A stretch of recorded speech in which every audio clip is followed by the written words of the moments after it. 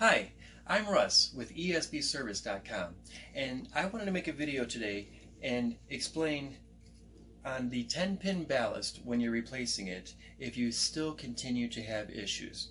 So when you connect the ballast, of course you need to connect the 8 conductor harness here, the 2 conductor right here next to the fuse. The first one is a hot, usually that's black, and then a white wire, and then your 4 colors, 2 reds, 2 blues, 2 yellows, and 2 whites. Now, on this ballast, you see, when I apply the power, it's driving both of the lamps just fine. But let's say that you're not having that. You have one or both of the lamps are not working. First thing I would have you do is on the ballast connector itself, with the power cut, take a flathead screwdriver like this and press it down inside each one of these connectors to make sure that the wires are seated thoroughly down inside the connector. When the original ballast blew, you might have had one of these wires pop out of there and that would keep it from working. So go through and secure all those connections and try the power back again. Everything works? Great. Let's say for some reason it doesn't work. Still, at this point, take a voltmeter and switch it to AC volts and probe inside the connector. Down inside here, there's these metal grabbers that you can probe at.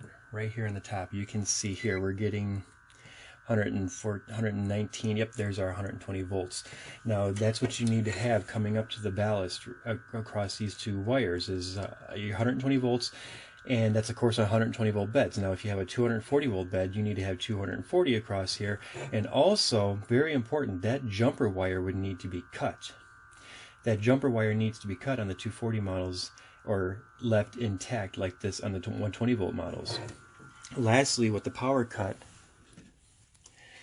what you can do is switch your meter to ohms or the bell for short. Check across your fuse like this from one end to the other. Make sure that your fuse is intact. Everything is good like this, then the ballast should be working. If you're getting power, the fuse is intact, and all your wires are connected properly. Lastly, at this point, the only thing that you could do is verify all of your lamp holder connections at the lamp sockets. But this is what you would need to do to make sure that the ballast itself is working.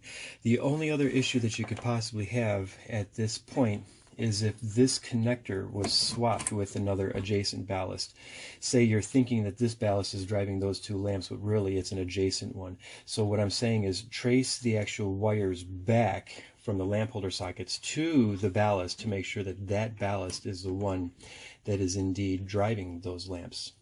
So hopefully these tips will help out, and thank you very much for watching the video. Like, share, and subscribe, and happy tanning.